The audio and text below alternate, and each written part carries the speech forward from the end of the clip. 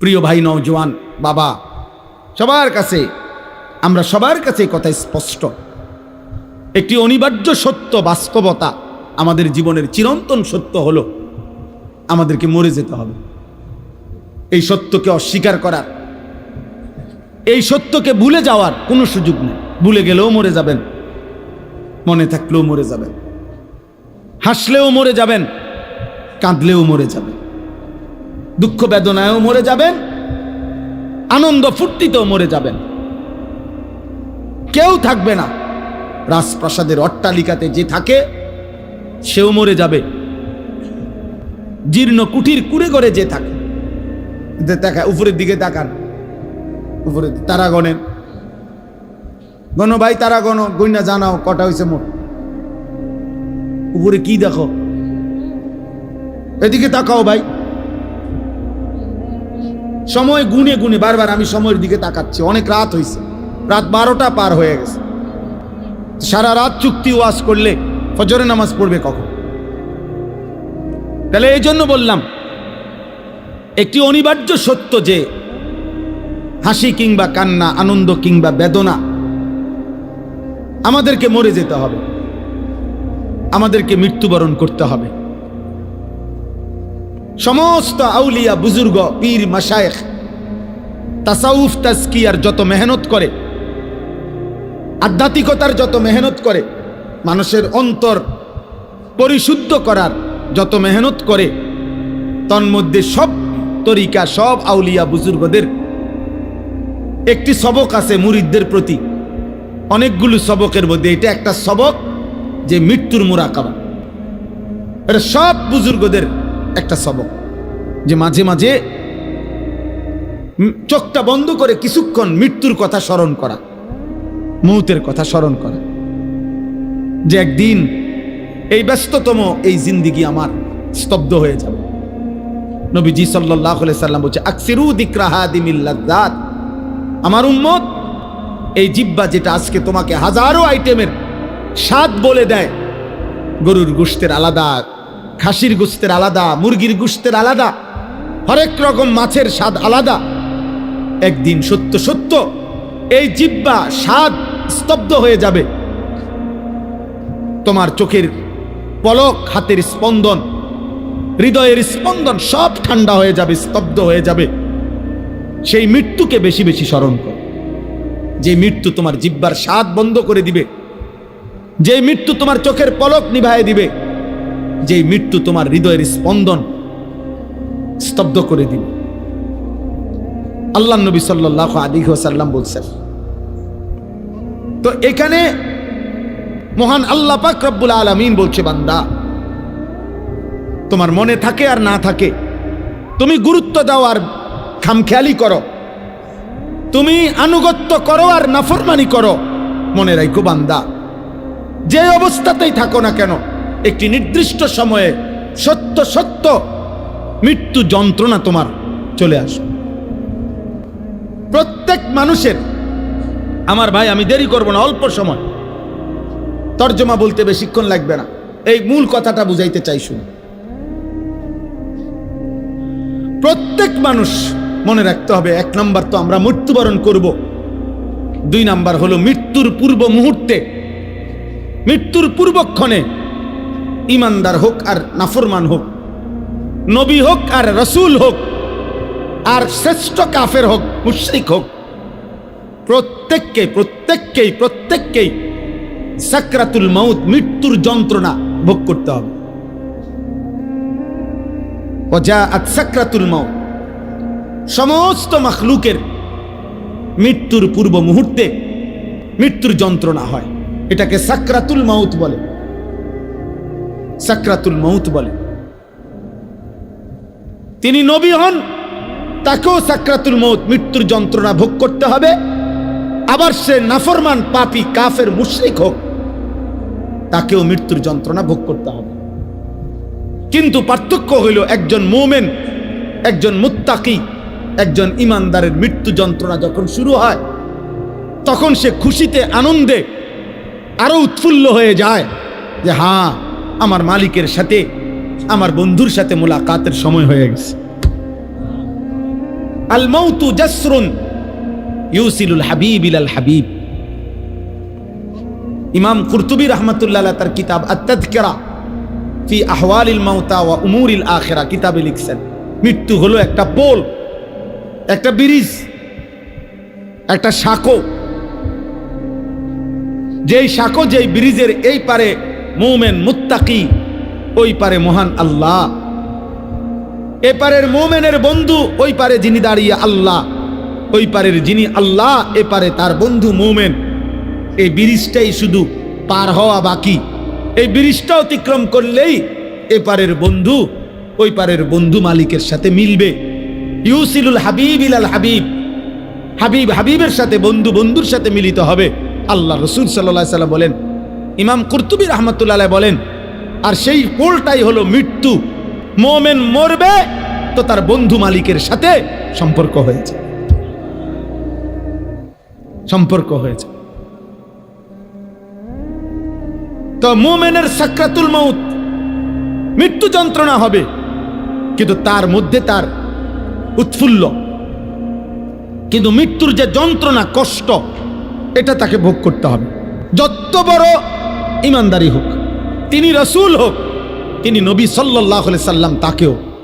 এজন্য হাদিসের মধ্যে আছে, বিশুদ্ধ হাদিস, আল্লাহর নবী সাল্লাল্লাহু আলাইহি ওয়াসাল্লামের স্ত্রী আম্মা জান আয়েশা রাদিয়াল্লাহু তাআলা আনহা, তিনি বর্ণনা করছেন, ইন্তেকালের পূর্ব মুহূর্তে নবীজি সাল্লাল্লাহু আলাইহি সাল্লামের যখন মৃত্যু যন্ত্রণা, সাকরাতুল মউত শুরু হয়েছে, আম্মা জান আয়েশা তখন সামনে।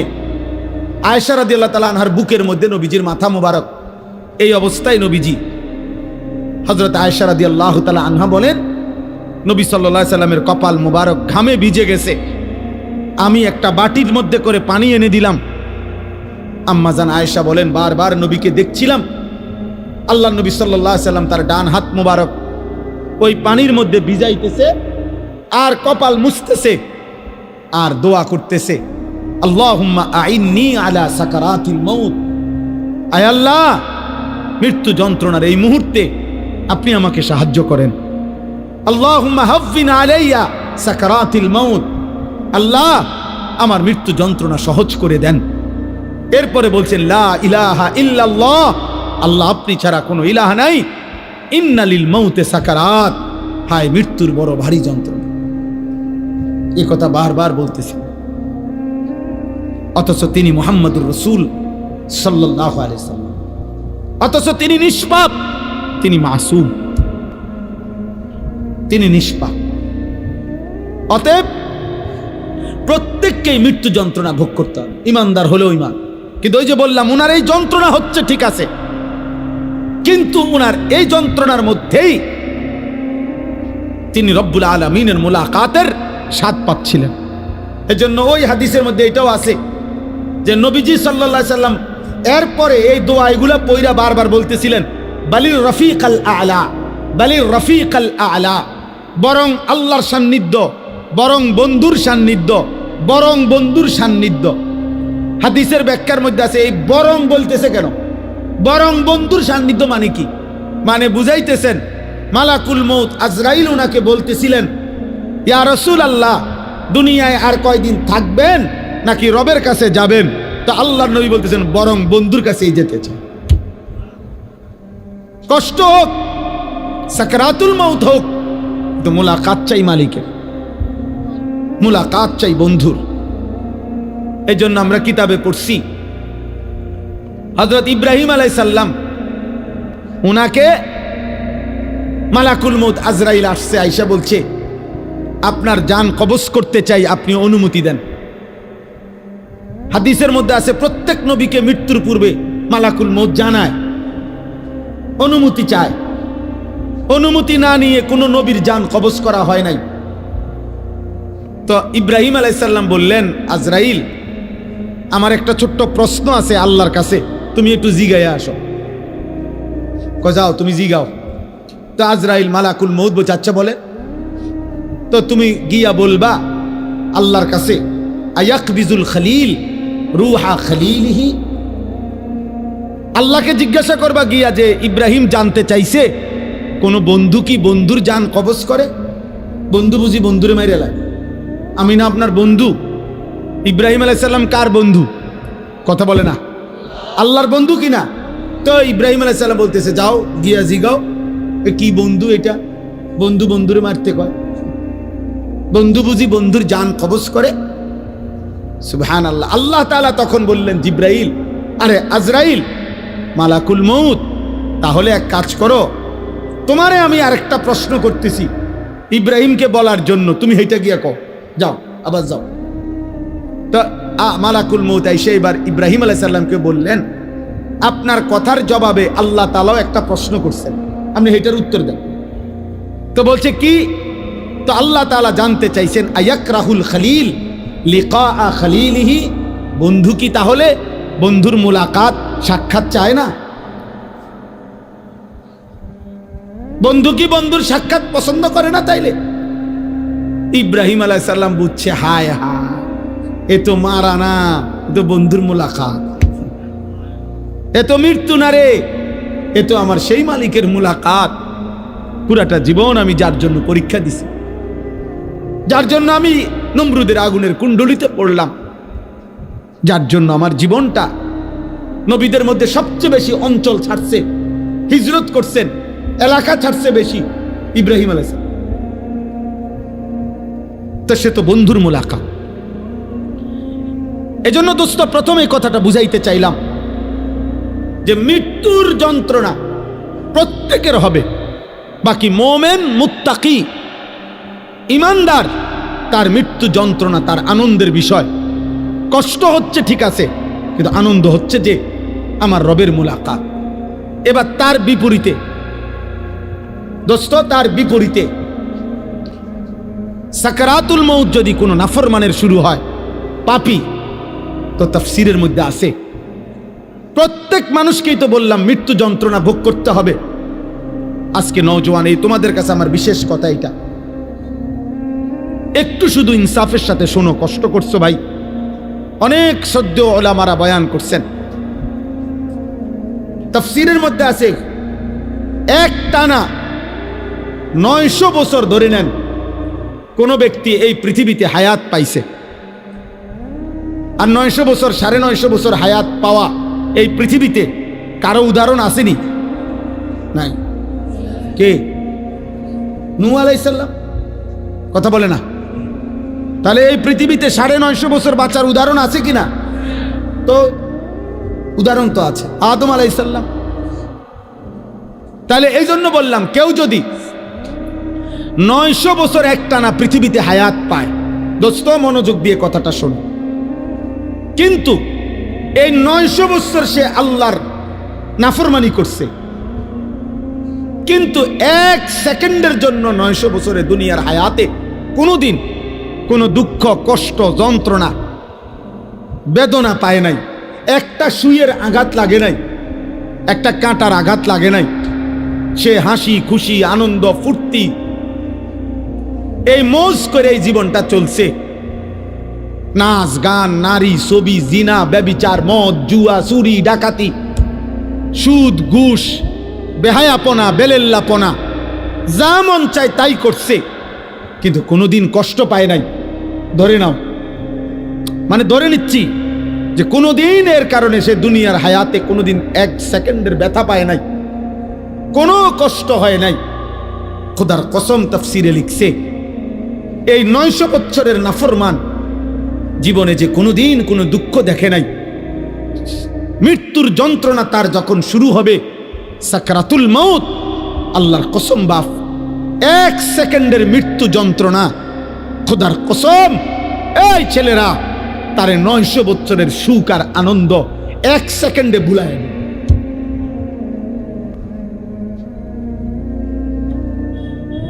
কবরের আযাব পরে, জাহান্নামের আযাব পরে, হাসরের আযাব দোস্ত আমার পরে, এগুলা তো আছে সামনে, কিন্তু 1 সেকেন্ডের মৃত্যুর যন্ত্রণা, এখনো জান কবজ হয় নাই, শুধু মৃত্যুর যন্ত্রণা শুরু হয়েছে। নাফরমান 1 সেকেন্ডের মৃত্যু যন্ত্রণায় 1000 বছরের আনন্দ ভুলে যাবে, আর কোনোদিন মনে পড়বে না তার যে জীবনে সে কোনোদিন সুখ দেখছে কিনা। সুখ দেখেছে কিনা? কাল্লা ইজা বালাগাতিত তারাকি ওয়া কিলা মান রাক ওয়া যান্না আন্নাহুল ফিরাক ওয়ালতাফাতিস সাকু বিস-সাক ইলা রাব্বিকা ইয়াওমা ইদিনিল মাসাক। আল্লাহ বলে নাফরমানের জান কবজের সময় মালাকুল মউত আজরাইল কলিজার থেকে তার রূহটা টান দিয়া ছিঁড়ে ফেলবে, আর ছিঁড়ে ফেললেই কণ্ঠনালীর কাছে আইসা তারাকি মানে কণ্ঠনালীতে আইসা বিঁধে যাবে, রূহটা আটকাইয়া যাবে। এরপরে খোদার কসম তাফসীরের মধ্যে লিখছে নাফরমানের জান রূহ মালাকুল মউত আজরাইল টাইনা হেসরাইয়া কোন কাবাব কোন শিকের মধ্যে যদি গোশত লাগানো থাকে সেখান থেকে যদি শেষ গোশতের অংশগুলো টাইনা টাইনা সিরা সিরা বাহির করে, কোন গরম কিছুর মধ্যে যদি তুলা লাগে তো তুলা যদি টাইনা টাইনা বের করে, কোন ব্যান্ডেজ থেকে যদি তুলা ছিঁড়ে ছিঁড়ে বের করে, আল্লাহর কসম নবী বলছে উম্মত মালাকুল মউত আজরাইল নাফরমানের রূহটা শরীর থেকে এইভাবে টাইনা টাইনা চিরা চিরা বাইর করবে। ফালাউলা ইযা বালাগাতিল হুলকুম ওয়া আনতুম হিনাইযিন তানদুরুন ওয়া নাহনু আকরাবু ইলাইহি মিনকুম ওয়ালাকিন লা তুবসিরুন ফালাউলা ইন কুনতুম গায়রা মাদিনিন তারজিউনাহা ইন কুনতুম সাদিকিন। আল্লাহ বলে নাফরমানের কণ্ঠনালীতে যখন তার রূহটা আইসা আটকাইয়া যাবে, চারিপাশের আত্মীয় স্বজন তখন দেখতে থাকবে। আল্লাহ বলেন আমিও তো দেখতেছি, আমিও তো সামনেই আছি। আল্লাহ তখন চ্যালেঞ্জ করে বললেন, হে নাফরমান পাপী, তোর আত্মীয় স্বজনকে বলো না এই মুহূর্তে তোমারে মালাকুল মউত আজরাইল থেকে ফিরাইয়া রাখতে।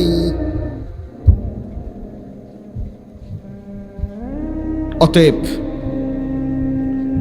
প্রিয় ভাইয়া, কবরের আযাব তো সামনে, জাহান্নামের আযাব তো সামনে, এক সেকেন্ডের মৃত্যু যন্ত্রণাও তো তুমি সহ্য করতে পারতা না। হযরত আমর ইবনুল আস রাদিয়াল্লাহু তাআলা আনহু নবীজির বিখ্যাত সাহাবী, ওনাকে বলা হয়েছিল মৃত্যুর পূর্বে ওনার ছেলে, উনি ঈমানদার, উনি সাহাবী, ওনার ছেলে আব্দুল্লাহ ইবনে আমর ইবনুল আস উনিও সাহাবী। ছেলে বলতেছিলেন মৃত্যুর পূর্বে, আব্বা আপনার কাছে এই মুহূর্তে, শেষ মুহূর্তে মৃত্যু যন্ত্রণা কেমন মনে হইতেছে? প্রিয় ভাই শোনো, হযরত আমর ইবনুল আস বলছেন, ইয়া বুনাইয়া কাআন্না জিবালাদ দুনিয়া আলা সাদরি ওয়া কাআন্নি আতানাফাসু মিন সাকবিল ইবরা। এই কিতাব আমার কাছে গাড়িতে আছে। ওয়া জাআত সাকরাতুল মাউত বিল হক, এটাই কিতাবের নাম। আমার কাছে একটা আরবি কিতাব আছে, এই কিতাবের নামে এটা, এই কিতাবে লিখছে। হযরত আমর ইবনে আস বলে, পুত, এই বাপ সন্তানকে বলছে, বাবা রে, আমার মনে হচ্ছে কাআন্না জিবালাদ দুনিয়া, দুনিয়ার সমস্ত পাহাড়গুলো আমার বুকে চাপ দিয়ে রাখছে। কাআন্না জিবালাদ দুনিয়া আলা সাদরি, মৃত্যু যন্ত্রণা আমার মনে হচ্ছে দুনিয়ার পাহাড়গুলো আমার বুকে চাপ দিয়ে রাখছে রে ফুত। ওয়া কাআন্নি আতানাফাসু মিন সাকবিল ইবরা, আর আমি যেন এই পাহাড় চাপা অবস্থায় আমি যেন সুইয়ের ছিদ্র দিয়া, সাকবিল ইবরা, সুইয়ের ছিদ্র দিয়ে আমি যেন একটু একটু নিঃশ্বাস নিতেছি। আমার ছেলেরা, আমার কিশোর, আমার নওজোয়ান, আমার 16 বছরের সন্তান, এত অল্প বয়সে তুমি এত গুনাহ, এত নাফরমানি কেমনে করছো বাপ? তুমি কেমনে সহ্য করবে আব্বা? আমার 16 বছরের সন্তান আছে। আমার প্রথম সন্তানের বয়স 16 বছর বরাবর। এই জন্য 16 বছর বয়সী ছেলে তুমি আমার সন্তান। তার চাইতে একটু বয়স্ক, একটু বেশি যাদের বয়স 18, 20, 22, 25, প্রিয় সন্তান, তুমি আমার ছোট ভাই, তুমি বলো গত 365 দিনে তোমরা কোনোদিন যারা ফজরের নামাজ পড়ো নাই, আমার সন্তান, কেমনে তুমি মৃত্যুর এই যন্ত্রণা সহ্য করো? বলো ভাই।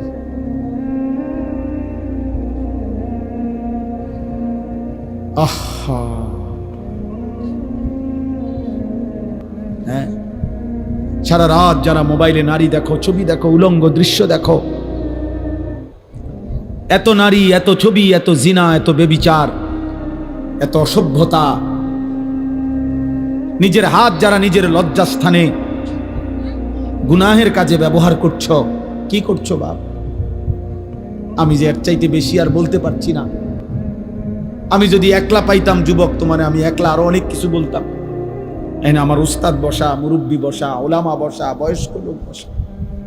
আমার জিন্দিগির ফিকির এটা, আমার রাত দিনের মেহনত এটা। মানে কিশোর নওজোয়ান ফিরবে। বলো ভাইয়া, তোমরা কি হিসাবে? অগণিত ছেলের চেহারা দেখলেই বোঝা যায় বাপ। আজকের সারা দিনে যারা এক ওয়াক্ত নামাজ পড়ো নাই, হায় মুসলমানের সন্তান, কেমনে পারলা? তুমি কি মরবা না? তুমি কি কবরে যাইবা না বাপ? এই পৃথিবীর কত রাজা বাদশাহ কবরে চলে গেছে, তুমি কি কোনোদিন কবরস্থান দেখো নাই? তুমি কারো জানাজা পড়ো নাই? তুমি কি কোনো মানুষের লাশ দেখো নাই? আমি 5 দিন আগে আমার জ্যাঠার সাথে কথা বলে আসছি বাড়িতে, খোঁজ খবর নিছি। 5 দিন পরে আমার জ্যাঠা মারা গেছে।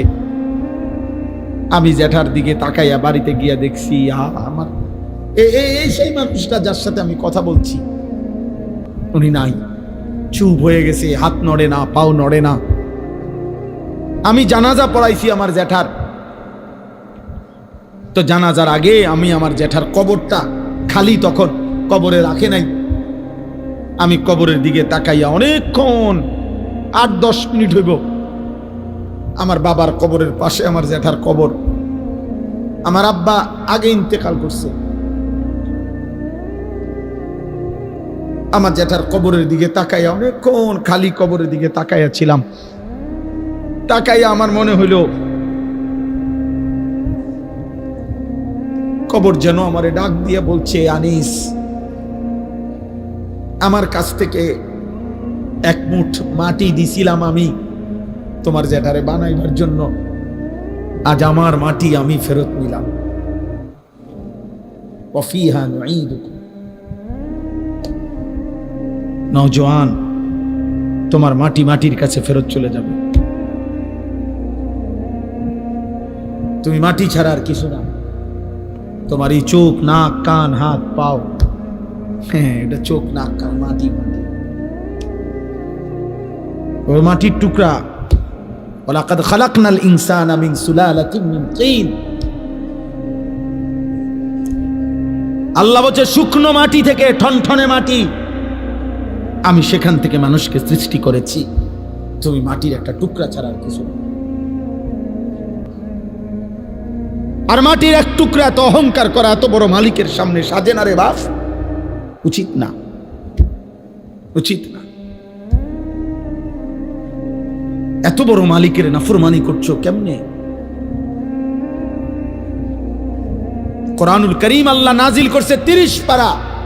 এতগুলো কথা আল্লাহ কোরআনে বলছে, 30 পারা নবীর জবান দিয়ে বলাইছে। 23টা বছর কোরআন শরীফে আছে, ফাবি আইয়ি হাদিসিন বাদাহু ইউমিনুন। আল্লাহ বলছে, বান্দা বল না রে, আমি আর কেমনে বললে, আর কোন কথা বললে, আর কতবার বললে বান্দা তুমি আমার কথা মেনে নিতা? এই নাফরমান, এই বেনামাজি, দাঁড়া, এখন দাঁড়া। ফজরের নামাজ পড়ো না যারা, গত 1 বছর ধরে হাইওয়ান মুসলমানের বাচ্চা এত নিকৃষ্ট হয়?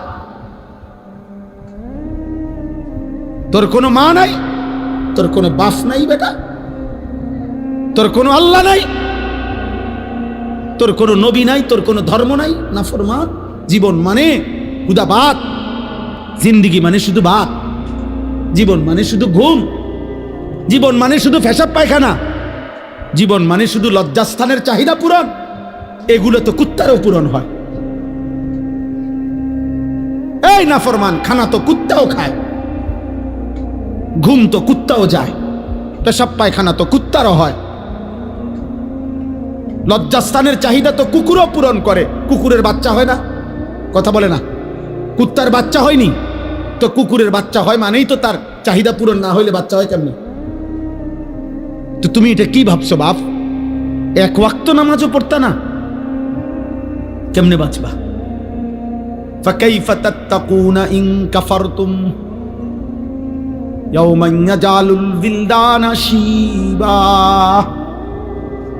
আল্লাহ বলে, বান্দারে আমার, কেমনে রে বান্দা তো নাফরমানি করা? একটা রুটির জন্য হাত পাইতা অনেক কষ্টে যখন একটা রুটি নিছে, রুটি নিয়ে যখন ফেরত আসছে, এই কিছুদিন আগে পত্রিকা আসছে 12 কিলোমিটার পায়ে হাইটা রুটিটা নিছিল। এই রুটি নিয়ে যখন ফিরে আসছে, গাজার ওই ছেলেকে গুলি করার পরে বুলেটের আঘাতে রুটি হাতে মাসুম সন্তানের কলিজাটা ঝাঁঝরা হয়ে গেছে, ও আর রুটি খাইতে পারেনি।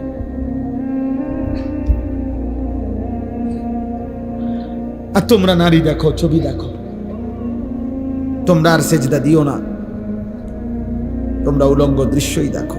তোমাদের আর মোবাইলের নেশাই গেল না, তোমাদের চুলের ফ্যাশনই শেষ হইল না, তোমরা তোমাদের বন্ধুদের আড্ডাই শেষ। তোমরা মনে করছো ইবলিস শয়তান তোমাগরে বলছে যে তোমাদের বিপদ হবে না।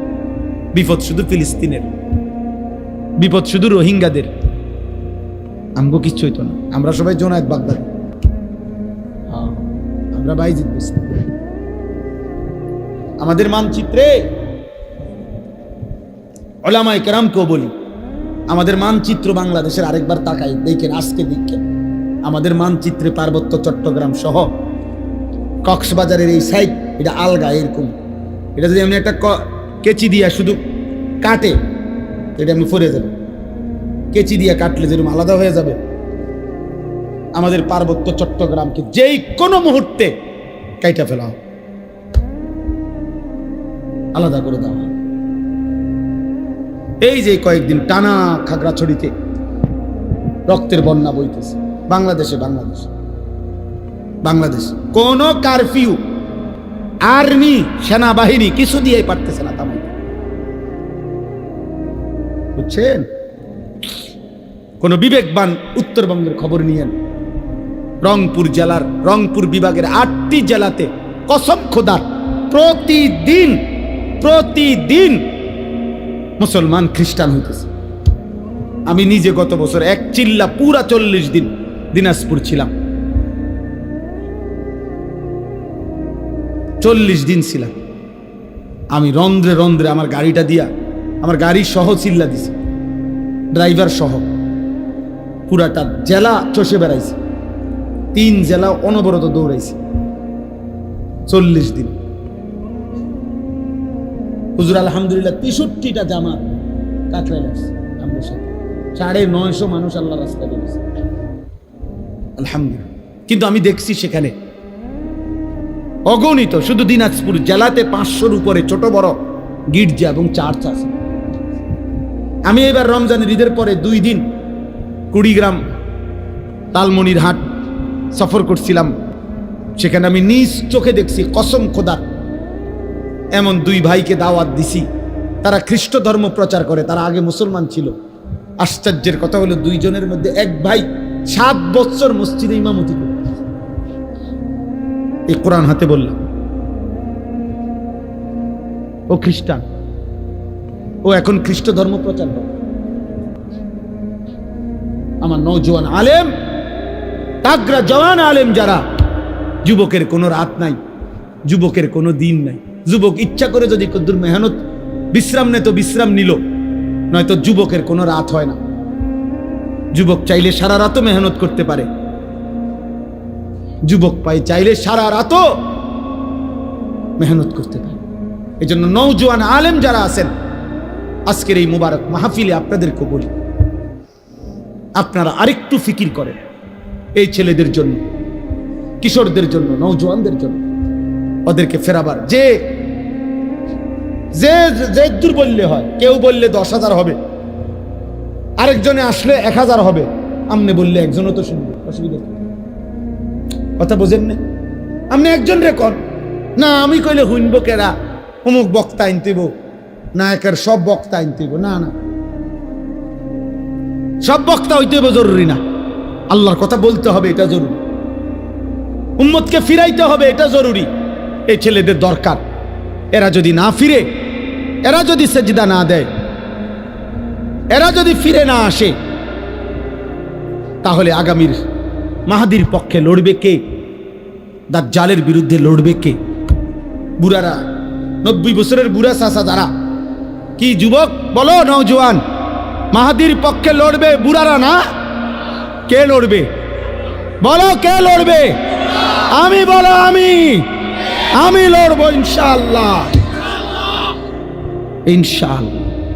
ফজরের সেজদা দাও, আমি ওয়াদা দিলাম ইনশাআল্লাহ, ফজরের সেজদা দিলে হয় তুমি, নয়তো তোমার বংশধর মাহাদির পক্ষে লড়বে ইনশাআল্লাহ। এটা হাদিসের বর্ণনা। ফজরের মুসল্লিরা মাহাদি এবং ঈসার সাথে সর্বশেষ দাজ্জালের বিরুদ্ধে শেষ লড়াই করবে যারা, এবং শেষ ইহুদিদের শেষ ব্যক্তিটাকে পাথরের আড়াল থেকে, গাছের আড়াল থেকেও টাইনা বাইর করে হত্যা করবে যারা, এই শেষ বাহিনী হলো ফজরের মুসল্লি। এটা কিতাবের কথা, আমার কাছে কিতাব আছে। ফজরের মুসল্লি যারা, মাহাদির সৈনিক তারা। এই জন্য আজকে এই রাত গভীরে নিয়ত করো যে ফজরের নামাজ পড়বো ইনশাআল্লাহ। আমার জিন্দিগির একটা মেহনত, ফজর ক্যাম্পেইন। আমি এটা কাজ করি সারা বাংলাদেশে, জায়গায় জায়গায়। আমার অনেক ছেলে আছে যারা ফজর ক্যাম্পেইনের কাজ করে, মানে ফজরের নামাজের প্রচারণ। এইটাই মেহনত, এইটাই সংগঠন, এইটাই একটা দল। দলের মাকসাদ কি? ফজরের নামাজে মুসল্লি বৃদ্ধির আন্দোলন। এটা আমার শায়েখ দিছেন, আমারে বলছেন, আমার শায়েখ আল্লামা মুফতি মুশতাকুন নবী কাসিম হুজুর আমার এই জিম্মাদারি যে মাওলানা এটা করবেন, কোনো ফিডাফিডি নাই, ঝগড়া নাই, ফজরের জন্য ডাকবো আমরা ইনশাআল্লাহ। নওজোয়ান তোমাদেরকে বলল, একজন ছেলে সিদ্ধান্ত নিবা যে আমি ফজর পড়বো, আমার একজন বন্ধুকে ফজরের জন্য ডাকবো ইনশাআল্লাহ। 2 জন হইলে 4 জন হবে, 4 জন হইলে 8 জন হবে। হইতে পারে না ইনশাআল্লাহ? হইতে পারে ইনশাআল্লাহ। ফজরের নামাজে বিজয় আছে। ফাল মুগীরাতি সুবহা, আল্লাহ তাআলা বলছে যুদ্ধের ঘোড়া দুশমনের উপরে আক্রমণ করে ফজরের ওয়াক্তে। ফাল মুগীরাতি সুবহা ওয়াল আদিয়াতি যবহা ফাল মুরিয়াতি কদহা। এইটাও মজা। চলে, রাত হয়ে গেছে। ওয়ালাকাদ খালাকনাল ইনসানা ওয়া না'লামু মা তুওয়াসওয়িসু বিহি নাফসু। এই আমি শেষ তরজমা বলি। আল্লাহ বলেন, বান্দা আমি মানুষকে সৃষ্টি করেছি। 2, আল্লাহ বলেন অন্তরের গভীরে যা আছে, তোমার অন্তরের যত কুমন্ত্রণা, গুনাহের মন্ত্রণা, ওয়াসওয়াসা, অন্তরের ভিতরে যা, আমি সেটাও জানি। তাহলে বাইরের গুলা জানেনি, কথা বলে না? হাত দিয়ে, চোখ দিয়ে, কান দিয়ে, নাক দিয়ে গুনাহ হইলে আল্লাহ জানেনি? আল্লাহ বলছে আমি অন্তরের ভিতরে যেটা, সেটাও জানি। 3, ওয়া নাহনু আকরাবু ইলাইহি মিন হাবলিল ওয়ারিদ। আল্লাহ তাআলা বলে, বান্দা তোমার শিরা উপশিরা, শরীরের উপরে পশম, এরপরে চামড়া, এরপরে গোশত, এরপরে রক্ত। এই রক্ত সঞ্চালন হয় শরীরের মধ্যে। কতগুলো শিরা উপশিরা আছে যেগুলোর মাধ্যমে স্যালাইনের তারের মতো সারা দেহে রক্ত সঞ্চালন হয়। এগুলোর কোনো একটা কোনা, একটা রগ ছিঁড়ে গেলে পুরা দেহের রক্তের সার্কুলেশন বন্ধ হয়ে যাবে, কিছুক্ষণ পরে লোকটা মারা যাবে। এইটারে বলে ওয়ারিদ। এই যেই রগগুলোর মাধ্যমে, ওই উপরের এগুলো না, রক্তের সাথে মিশ্রিত যেই রগগুলোর মাধ্যমে মানুষের দেহে রক্ত সঞ্চালন হয়, শিরা উপশিরা, আল্লাহ তাআলা বলেন ওইগুলো তোমার দেহের ভিতরে যত কাছে, আমি আল্লাহ তোমার তার চাইতে বেশি কাছে। ওয়া নাহনু আকরাবু ইলাইহি মিন হাবলিল ওয়ারিদ। আমি বান্দা তার চাইতে কাছে। ওয়া মা তাকুনু ফি শা'নিন ওয়া মা তাতলু মিনহু মিন কুরআনিন ওয়া লা তা'মালুনা মিন আমালিন ইল্লা কুন্না আলাইকুম শুহুদান। আল্লাহ বলে, বান্দা তুমি যখন যেখানেই থাকো না কেন, আমার কোরআন যেটুকুই পড়ো না কেন, তুমি যেই আমলই করো না কেন বান্দা, যখন তা করতে থাকো আমি আল্লাহ তোমার সামনেই থাকি। ইজ তুফিদুনা ফি, আমি আছি তো বান্দা। আয়াহসাবু আল্লাম ইয়ারাহু আহাদ, আল্লাহ বলে বান্দা, আমার বান্দা কি ভেবেছে তাকে কেউ দেখে না? আমগরে কেউ দেখে না, দেখে না। একে আরো জোরে বলো, আরো জোরে বলো, জোরসে বলো, আল্লাহ। ইদ ইয়াতালাক্কাল মুতালাক্কিয়ানি আনিল ইয়ামিনি ওয়া আনিশ শিমালি কাঈদ। আল্লাহ বলেন, আমি তো আছি বান্দা, সাথে সাথে ডানে বামে 24 ঘন্টা দুইজন ফেরেশতা আছে, আছে কিনা? মা ইয়ালফিজু মিন কাউলিন ইল্লা লাদাইহি রাকিবুন আতীদ। আল্লাহ বলেন, এর অতিরিক্ত তোমার জবান দিয়ে, এই দুই ঠোঁটের মাঝখান দিয়ে যা কিছু উচ্চারণ হয়, ভালো কিংবা মন্দ, দরকারি কিংবা বেদরকারি, জিকির কিংবা গালি, ভালো কিংবা মন্দ যাই বের হয়, আরেকজন সদা তৎপর চৌকান্না ফেরেশতা তোমার কথা এবং জবানের উচ্চারণগুলো লিখছে। এই 5টা আল্লাহ বলেন, আমি তোমাকে বানিয়েছি, আমি তোমার অন্তরের ভিতরেরটাও জানি, আমি তোমার ভিতরের রগ ও রেশারও কাছে, আমি আল্লাহর 2জন ফেরেশতা ডানে বামে আছে, আমি আল্লাহর আরেকজন ফেরেশতা তোমার জবানের উচ্চারণ লেখে। এই বেষ্টনীর মধ্যে অবস্থায় ওয়াজাআত সাকরাতুল মাউতি বিল হক, একদিন সত্য সত্য তোমার মৃত্যু যন্ত্রণা চলে আসবে। কামে লাগাইলেও আসবে, নষ্ট করলেও আসবে। যালিকা মা কুনতা মিনহু তাহিদ, এই মৃত্যু থেকেই তুমি পলায়ন করেছিলে। অতএব আল্লাহ বলেন, তুমি কামে লাগাও আর নষ্ট করো, তুমি হায়াত আমলে কাটাও আর নাফরমানিতে কাটাও, আমার এই প্রহরা, আমার এই ব্যবস্থাপনা, আমার ফেরেশতাদের এই লেখনী, আমার জবানের এই ফেরেশতার এই লিখনির মাঝখান দিয়েই তোমার এই মৃত্যু যন্ত্রণা শুরু হবে। আর তুমি মরে যাবা, কবরে যাবা, একদিন হাসরের ময়দানে তোমার এই জিন্দিগির ভালো কিংবা মন্দের হিসাব হবে। আর তুমি তখন জানতে পারবা যে তোমার জিন্দিগি কি করা উচিত ছিল, কি করা উচিত ছিল না। কিন্তু সেদিন বুঝবা, লাভ হবে। হবে, কথা বলে না হবে? ইয়াউমা ইযিন ইয়াতাযাক্কারুল ইনসান ওয়া আন্না লাহু যিকরা। আল্লাহ বলেন, সেদিন সব মনে পড়বে, কিন্তু মনে পড়ে কি লাভ? এই জন্য রাত গভীরে আমি অনুরোধ করলাম, সবাই আমরা ইনশাআল্লাহ দিন মানব, আল্লাহকে মানব, ঠিক আছে ইনশাআল্লাহ? 5 ওয়াক্ত নামাজ পড়বো তো ইনশাআল্লাহ? ফজরের নামাজ, ফজরের নামাজ আলাদাভাবে বলেন, ফজরের নামাজ কোন নামাজ? ফজরের। রাসূলুল্লাহ সাল্লাল্লাহু আলাইহি সাল্লামের একটা সুন্নাত আমল করার চেষ্টা করব। উঠো না ভাই, দোয়া করে ওঠো। রাসূলুল্লাহ সাল্লাল্লাহু আলাইহি সাল্লামের একটা সুন্নাত জীবনটা সাজাইবার চেষ্টা করা। নবীজির একটি সুন্নাত দামি। আমি ব্যক্তিগতভাবে প্রতিদিন বাংলাদেশের একজন শ্রেষ্ঠ বুজুর্গ, বাংলাদেশের একজন অন্যতম বুজুর্গ, গাজীপুর কাপাসিয়ার হজরত অধ্যক্ষ মিজানুর রহমান চৌধুরী হজরতের এই কিতাব তালিমুস সুন্নাহ, বাংলা ভাষায় নবীজির সুন্নাতের উপরে পরিপূর্ণ বৃহৎ প্রায় 650 পৃষ্ঠার একটা কিতাব, যেখানে নবীজির সমস্ত সুন্নাত আছে। আমি ইচ্ছা করে হজরতের কাছ থেকে এগুলো আনাইয়া বিক্রি করি। আমার সাদা গাড়িতে 400 টাকা মূল্যে এটা বিক্রি হয়। অর্থ হইল উম্মতের ঘরে ঘরে নবীজির সুন্নাতের একটা বই পৌঁছুক, এটা আমার একটা দিলের তামান্না, দিলের একটা আশা। এই জন্য যাওয়ার পথে যাদের সুযোগ হয়, নবীজির সুন্নাত, সকল সুন্নাত ছোট বড় এই কিতাবের মধ্যে আছে। প্রায় 650 পৃষ্ঠা ব্যাপী একটা বই, 400 টাকা মূল্যে। যার সুযোগ হয় যাওয়ার সময় কিনে নেওয়ার চেষ্টা করবেন। আল্লাহ তাআলা আমাদের সবাইকে তৌফিক দেন। আল্লাহ তাআলা এই মাদ্রাসা কবুল করেন। আজকের এই বর্ণাঢ্য আয়োজন আল্লাহ তাআলা বরকত দান করেন। কিশোর নওজওয়ান তোমরা আগামীর ইসলামের জন্য ভাববা, আল্লাহ তোমাদেরকে তৌফিক দান করেন, আমিন। প্রিয় ভাই, আসলে বাস্তবতা হলো মোবাইল হাতে ধরে বয়ান শুনলে দিল জমে না। মূলত আল্লাহর কথা শুনে পরিবর্তনের জন্য শতভাগ মনোযোগ জরুরি। কোরআনুল কারীমের মধ্যে আল্লাহ তাআলা বারবার এই কথাটা বলছেন, ফাসতামিউ লাহু ওয়া আনসিতু।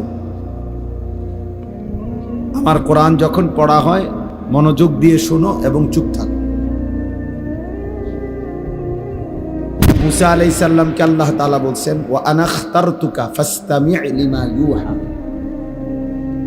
যে মুসা, তুর পাহাড়ে যে তোমাকে এনেছি আমি আল্লাহই বাছাই করেছি, অতএব আমার ওয়াহি, আমার কথা মনোযোগ দিয়ে শোনো। ফাসতামি'। কোরআনুল কারীমে আল্লাহ তাআলা বলছে, ফাবাশশির ইবাদ আল্লাযীনা ইয়াসতামিউনাল কাওলা ফায়াত্তাবিউনা আহসানা।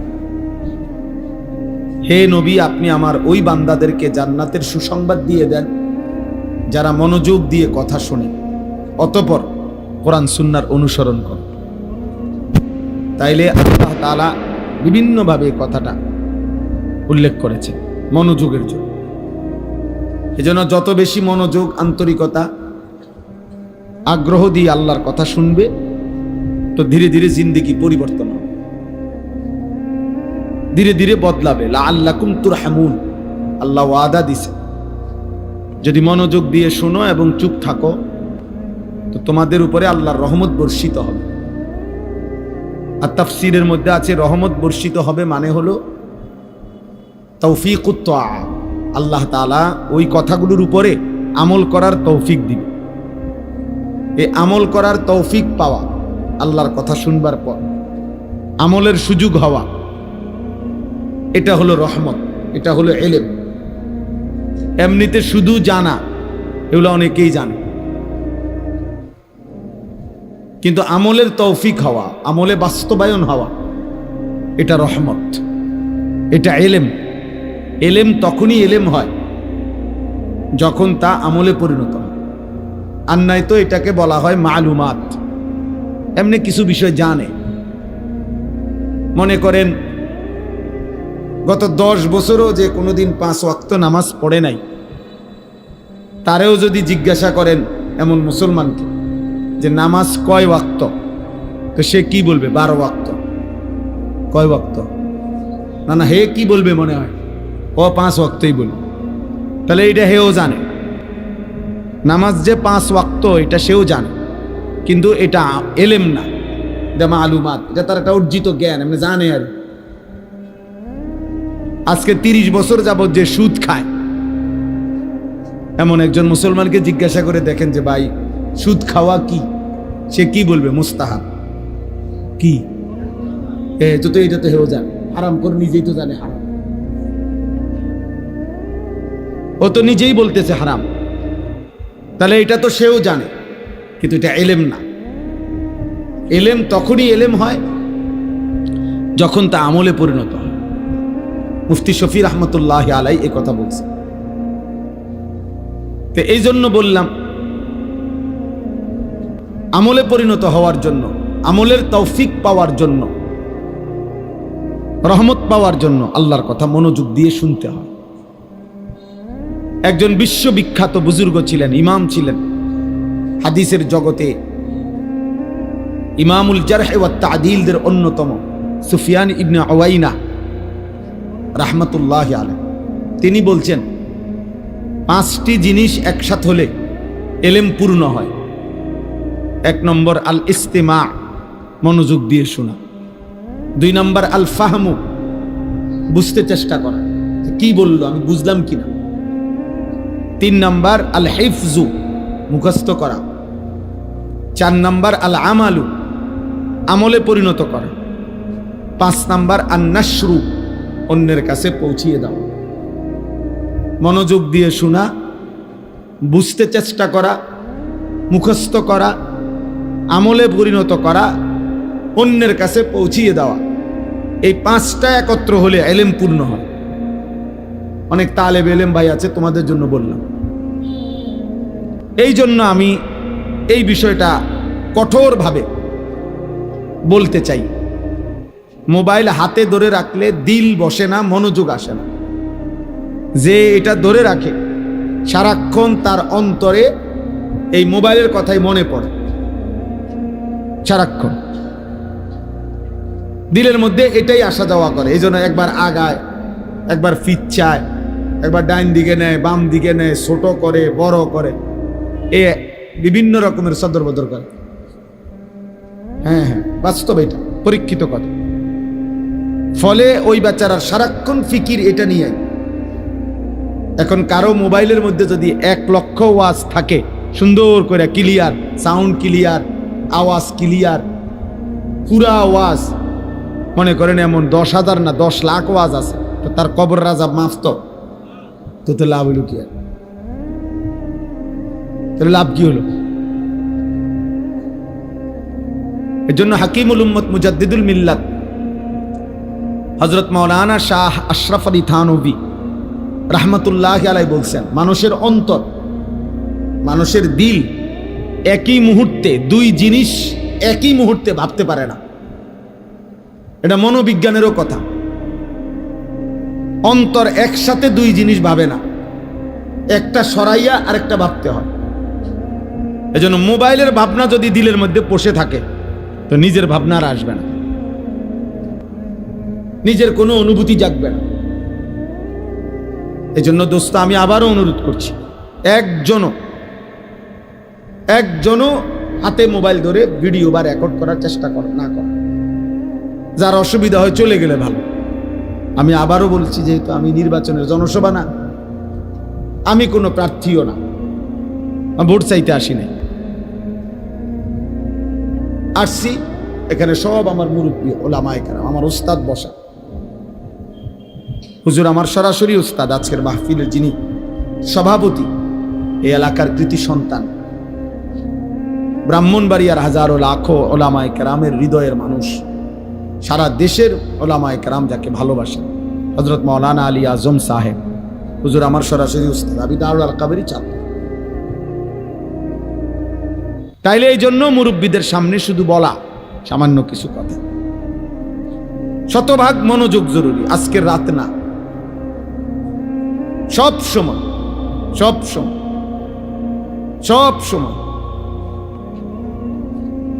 এরপরে আমি যে বললাম, আমার কথা হইল বিকট আওয়াজে ঠিক বলে ওঠা, আর তখন পাশের 10 জনে হাসে, মানে অন্যরা হাসে দিছে, এই ঠিক। এটা কি ধরনের কথা হলো? এটা তো একটা ফালতু আওয়াজ হলো, এটা তো ভদ্রতা হলো না। অন্যরা যদি হাসিয়াই দেয়, তত বুঝাই গেল এটা মস্কারি করা হলো, এটা তো এক ধরনের তামাশা করা হলো। এই জন্য এটা জরুরি বুঝা। অনর্থক এতটা বিকট আওয়াজ করা কোনো প্রয়োজন নেই। স্বাভাবিক ঠিক বললে কোনো গুনাহ নাই, কিন্তু স্বাভাবিক আওয়াজে বললে। রাসূলুল্লাহ সাল্লাল্লাহু আলাইহি ওয়াসাল্লাম বলছেন একদিন সাহাবাদেরকে, তোমরা কোনো বধির যে কানে শোনে না এমন কোনো মালিককে ডাকো না, আবার যে তোমাদের থেকে দূরে এমন কাউকেও ডাকো না। এজন্য আমরা আখলাক শিখা দরকার। শুধু একজন হুজুর দেখতে আসলাম তামসা, এটা হলে হবে না ভাই। প্রিয় কিশোর নওজোয়ান সবাইরে বলি, জনপ্রিয়তা এটা একটা ধোঁকা। জনপ্রিয়তা ধোঁকা। কারো জনপ্রিয়তা দ্বারা বক্তারও কোনো ফায়দা নাই, শ্রোতারও কোনো ফায়দা নাই, কোনো লাভ নেই।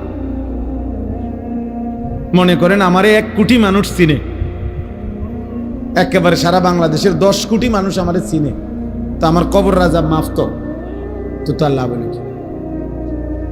তা আমি এই জনপ্রিয়তা দিয়ে করবো কি? আর একটা ছেলে ভাবো ভাই, যে মনে করেন আমারে চিনে 10 লাখ মানুষ, 1 কোটি মানুষ আমারে চিনে, তো এতে তোমার লাভ কি? আমারে চিনলে তোমার কিতা? তুমি লাফাও কিতা? চিনে আমারে ফাল মার দি তুমি। কথা বুঝছেন না? মানুষে চিনে তো আমারে না, তো তোমার কিতা? তুমি এরকম লাভ মারো গা, দৌড় মারো কেন? তাইলে আমার জনপ্রিয়তা দিয়া তোমার লাভ কি? কথা বলে না। আমার জনপ্রিয়, আমারে চিনলে তোমার লাভ কি? আমারে না চিনলে তোমার সমস্যা কি? আমি তোমার ভাত খাই? এই জন্য না আমার কোনো ফায়দা আছে না আপনাদের কোনো ফায়দা আছে, উভয়ের জন্যই, বক্তা শ্রোতা উভয়ের জন্যই খোদার কসম ঈমান আমলের মধ্যেই ফায়দা। উসিকুম ওয়া ইয়া, যুগ যুগ ধরে বুজুর্গানে দ্বীন বলতেন, আল্লাহর কথা বলে বলতেন যে হে আল্লাহর বান্দারা, আপনাদেরকেও বলছি নিজেকেও বলছি। তাহলে কোরআনুল কারীমের সমস্ত কথার, আজকের সমস্ত ওয়াজের মুখাতব সম্বোধন বক্তার জন্য, শ্রোতার জন্য। মানে যে কথাগুলো আপনাদেরকে আমল করতে বলা হয়, তো এগুলোর থেকে আমরা মুক্ত নাকি আমরা বাদ? কথা বলে না, আমরা বাদ।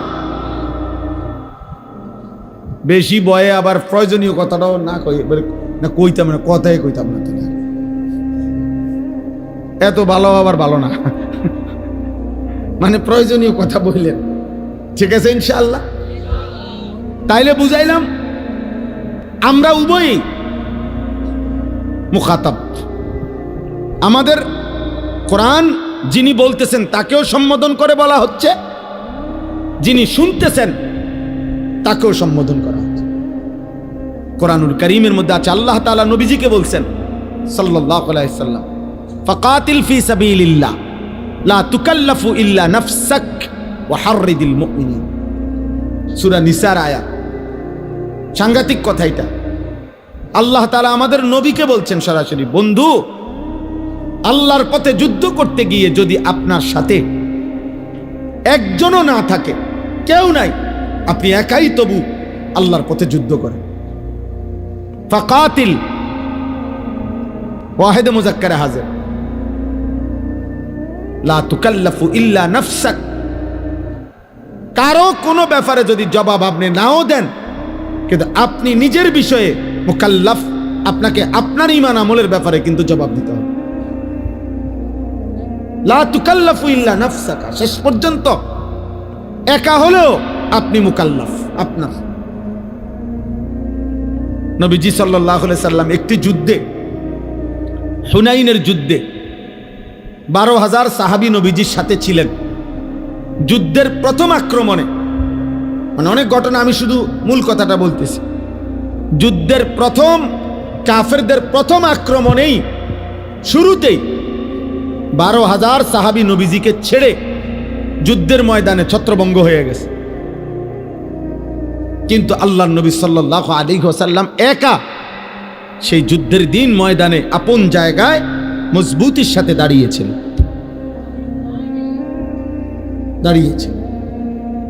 তাহলে সেদিন যদি নবী বলতেন, আল্লাহ 12,000 সাহাবী আমার চলে গেছে, সরে গেছে দেখা আমিও দৌড় দিছি, আল্লাহ বলবে না বন্ধু, আপনি এটার হিসাব দেন আগে, আমনে দৌড় দিলেন কা?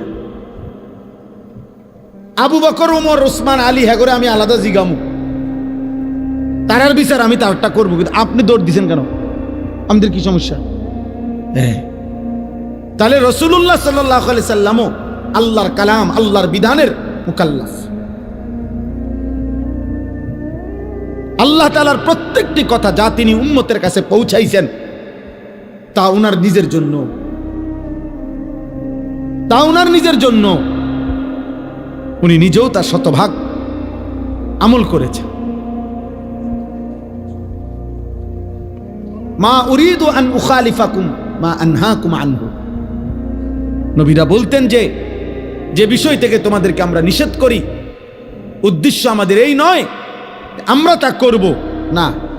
গুনাহ তোমাদের জন্য গুনাহ, গুনাহ আমার জন্য গুনাহ, আমল তোমাদের জন্য আমার জন্য। এই জন্য প্রিয় ভাই, বাবা, তালেবে ইলম, সবার জন্য আমার কথা, আমরা সবাই মিলে আল্লাহর কথার মুহতাজ, মুখাপেক্ষী। এজন্য বুজুর্গরা বলতেন উসিকুম ওয়া ইয়া, আপনাদেরকেও বলছি নিজেকেও বলছি। পাকিস্তানের বিশ্ববিখ্যাত বুজুর্গ ছিলেন, পাকিস্তানের একসময় মুফতি আজম ছিলেন হযরত মাওলানা মুফতি রশিদ আহমদ লুধিয়ানভি রাহমাতুল্লাহি আলাইহি, বিশ্ববিখ্যাত ফতুয়ার কিতাব আহসানুল ফতুয়ার লেখক। অনেক বড় বুজুর্গ আলেম ছিলেন, মুজাহিদ ছিলেন। মুফতি রশিদ আহমদ লুধিয়ানবী রহমতুল্লাহর বয়ানের মধ্যে আমি পড়ছি খুতবাতুর রশিদ, ওইখানে লিখছে যে হযরত বলেন যে কথাগুলো আপনাদেরকে বলছি, উসিকুম ওয়া ইয়া, আপনাদেরকেও আমাকেও, হযরত বলেন নাহুর কায়দার কারণে উসিকুমের কুম আগে বলতে হইছে, ওয়া ইয়াকে পরে বলতে হইছে, গ্রামারের কারণে। কারণ নয়তো এটা উচ্চারণ করতে গিয়ে নিজের কথাটা আগে বলতাম, এরপরে বলতাম আপনাদের কথা। এই জন্য বাপ, আমি অল্প একটু সময় সামান্য কিছু কথা আরজ করতে চাই। আলহামদুলিল্লাহ, আমাদের মাথার তাজ যারা, তারা আজকের এই মাহফিলে বয়ান করছেন। খতিব আজম মুনাজিরে জামান আল্লামা নুরুল ইসলাম অলিপুরি দামাত বারাকাতুহুম যেই মজমায় বয়ান করছেন, এরপরে আমগো মতো আঙ্গাল কাঙ্গাল ওইখানে বয়ান করা মানায় না। ছোট্টবেলার থেকে ছাত্র জীবন, তালেব ইলমের পুরাটা জীবন, যতদিন ছাত্র ছিলাম সবচেয়ে বেশি আকাঙ্ক্ষা করতাম যে অলিপুরি সাহেব হুজুরের একটা বয়ান শুনবার জন্য। আমি হুজুরকে নিজে বলছি যে হুজুর আজকে কত বছর বয়ান করে? ওই যে কমপক্ষে 52 বছর বয়ানই করে। বয়স কত, শুরু করছে কখন? সুবহানাল্লাহ। আজ থেকে 50 বছর আগেও মনে হয় যেই আওয়াজ, যেই শব্দ, যেই বিশ্লেষণ, 50 বছর পরেও একই শব্দ, একই উচ্চারণ, একই বিশ্লেষণ, অলিপুরি। আমি এই জন্য প্রায় বলি আল্লামা নুরুল ইসলাম অলিপুরি দামাত বারাকাতুহুম তিনিই একটা ব্র্যান্ড, মানে এই নামটাই একটা ব্র্যান্ড। হযরত যা বলেন তা কখনোই অগোছালো হয় না, কখনোই অগোছালো হয় না।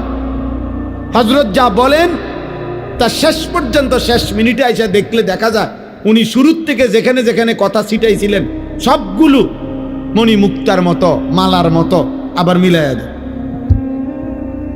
এটা আমি উনার মধ্যেই একমাত্র দেখছি। আমার জীবনেও আমি বহু বক্তার ওয়াজ শুনছি, কিন্তু হয়তো উনার 2 কথা 3 কথা ছুটে যায়, কথার তালে উনি হয়তো এখান থেকে এটা প্রসঙ্গটাই বাদ দিয়ে লাইছে। কিন্তু হুজুরের সব কথা শুরুর থেকে মনে হয় উনি বাংলাদেশ, ভারত, চীন, জাপান, ইরান, তুরান জায়গায় গেছে গা, এগুলা কেমনে হুজুরে গোলায় আনবো। তো ঠিক এই শেষের 10 মিনিট কেউ মনোযোগ দিয়ে শুনলে বুঝে যে হযরত সব কথারে একসাথ করে ফেলছে। আল্লাহ তাআলা এমন মহান ব্যক্তিকে আমাদের মাথার উপরে আফিয়তের সাথে দীর্ঘায়িত করে।